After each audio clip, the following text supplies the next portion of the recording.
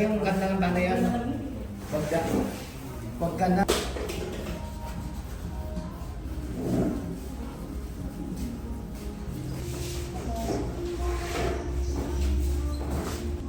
Sa isa bang... Malapit na mga anak si Teresa. Ano?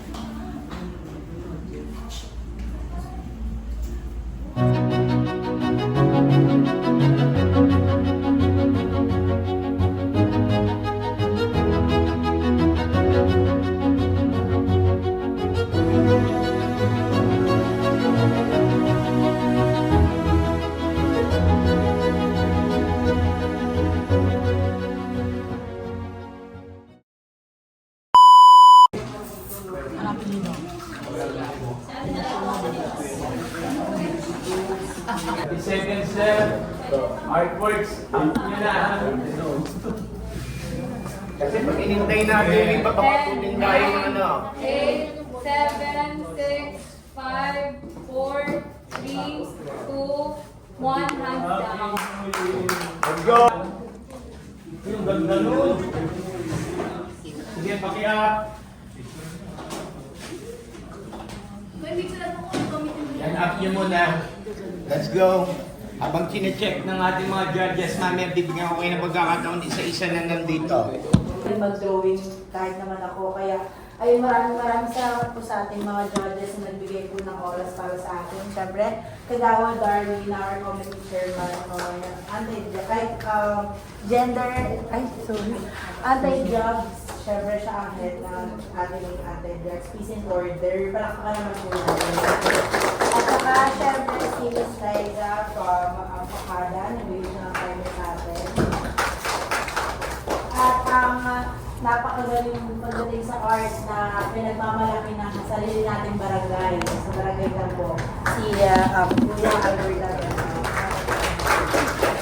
Ayun, hindi naman po magiging posible. Ano nga natin ang ating SK chairman?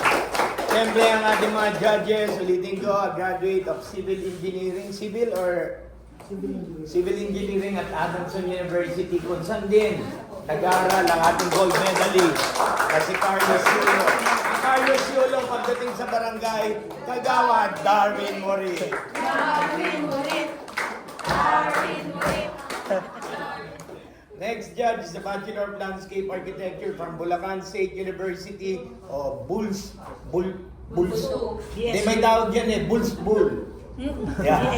Yun yung team nila eh, Bulacan State University from Malolos, Bulacan main campus, one of the facility management as landscape architect, designer office at Okada, Manila, active in relation to arts and photography at Okada, Manila, entrepreneur running a business that focuses on arts and crafts, calligraphy, artist, painter, palampakan natin, Ma'am Joanna Eliza.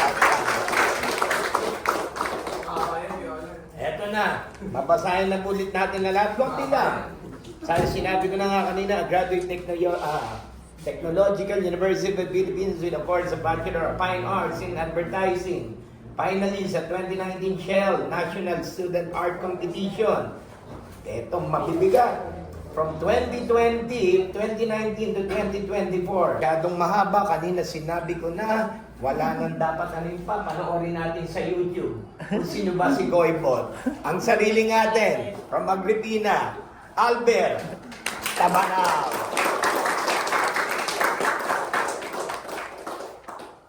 Ngayon, paliwanag nyo naman ngayon regarding sa tema.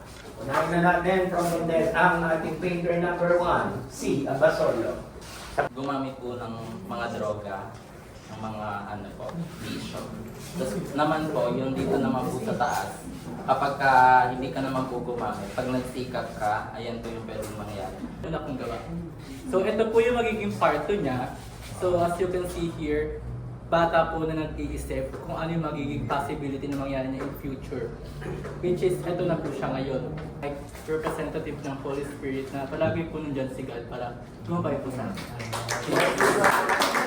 Tinugma ko agad sa team ko, which is yung pag-iwas sa droga, unahin yung pag-aaral or edukasyon po, and magiging malusog po. Tama po. Naman tayo ng comment mula syempre sa sariling atin, si Albert Tabanao. Mas tawag dito, mas nilapit niya pa sa tema sana siguro. Okay. Kasi medyo parang mas nakatuon sa mga ibang subject na malayo sa... Pero okay naman yung pagkakagawa. Ayun. Okay. Sisirang pamilya, mga sports po na pwedeng magkalibangan pag malungkot. Tapos ano po, babala ni Digong. Bitiyan na tayo ah. Anong nakasulat? Ito pong gawa ko is, yung part na to is nagre-represent siya mismo dun sa drugs. At makikita nyo dito na hindi lang drugs yung dapat nating iwasan, pati sugal, alak, sigarilyo. It represents the youth mismo na kapag iniwasan mo yung drugs, you can be healthy. At kapag healthy ka, etong mga to, yung nakikita natin dito, pwede natin ma-achieve lahat yan. Such as ito, family. Kasi kapag future At yung pagkakaintindi po kami sa poster may, hindi lang po siya pating pala ngayong linggo ng kabataan. Isa rin po siyang advokasya. Kung kaya naman nung nakita ko po yung tema, meron po nakalagay iwasan. So paano po ba nga natin may iwasan yung droga kasama yung mga kabataan? So unang-una ko pong napansin is kailangan muna natin silang intindihin. Kailangan natin intindihin yung mga kabataang gumagamit ng gano'n. Nang sa gayon, maihikayat natin sila makaiwas. Kaya dahil ang pag-iwas sa droga ay hindi nagagawa ng isang tao lamang, kundi collective effort ng buong Pilipinas, isang komunidad. Yun lamang. John. Magandang hapon po. Ito po yung heart ko. Mabilis lang po, 4 na baksa. Ito po sa gitna, yung pamilya ko. Kailangan po lagi tayo kumonekta sa ating pamilya para maiwasan yung mga ganyan, mga droga po. Kailangan lagi po tayo may kausap. Tapos ito po mga kabataan, lagi po tayong kumonekta kay God. Tapos lagi po tayo may kilaw sa mga paligsahan o project ng mga ating SK or barangay official. At lagi po tayong hindi sa mga bawal. Yan lang po, maraming salamat.